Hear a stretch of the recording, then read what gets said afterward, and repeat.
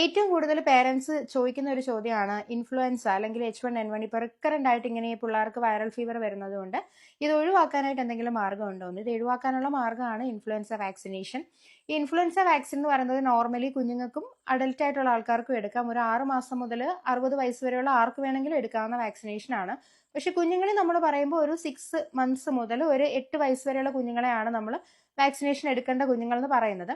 ഇതിൽ വരുന്നതെന്ന് വെച്ച് കഴിഞ്ഞാൽ നമ്മളിപ്പം നമ്മുടെ ഈ നോർമലി നമ്മുടെ വാക്സിനേഷൻ ഷെഡ്യൂൾ അനുസരിച്ച് എടുക്കുന്ന പോലെ എല്ലാവർക്കും ഇൻഫ്ലുവൻസ വാക്സിൻ എടുക്കണമെന്ന് നിർബന്ധമൊന്നുമില്ല. ആവശ്യമുള്ളവർ മാത്രം എടുത്താൽ മതി, വേണ്ടാത്തവർ എടുക്കണ്ട.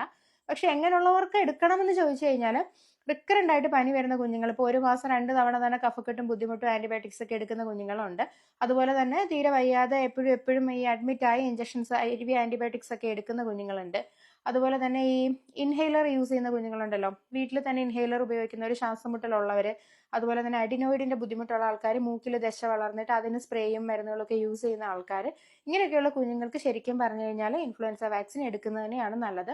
എന്തുകൊണ്ടെന്നാൽ ഒന്നിപ്പോൾ ഒരു പനി സീസൺ ആണ്, നമ്മൾ സ്കൂളിലേക്കൊക്കെ പിള്ളേർ പോയി കഴിയുമ്പോഴത്തേക്ക് ഒരാൾക്ക് വന്നു കഴിഞ്ഞാൽ ഇതെല്ലാ ആൾക്കാർക്കും വരും. കാരണം ഒരു വൈറൽ ഫീവർ ആണ്, അതിങ്ങനെ മാറി മാറി വന്നുകൊണ്ടേയിരിക്കും.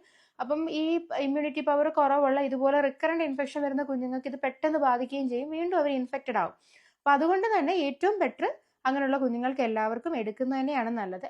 ഇത് എത്ര ഡോസ് എടുക്കണം എന്ന് ചോദിച്ചു കഴിഞ്ഞാൽ, ഇതുവരെ വാക്സിനേഷൻ എടുക്കാത്തവരാണെന്നുണ്ടെങ്കിൽ ഫസ്റ്റ് ഡോസ് ഇപ്പോൾ എടുത്തിട്ട് ഒരു 1 മന്ത് കഴിഞ്ഞിട്ട് അതിന്റെ സെക്കൻഡ് ഡോസും കൂടി എടുക്കാവുന്നതാണ്.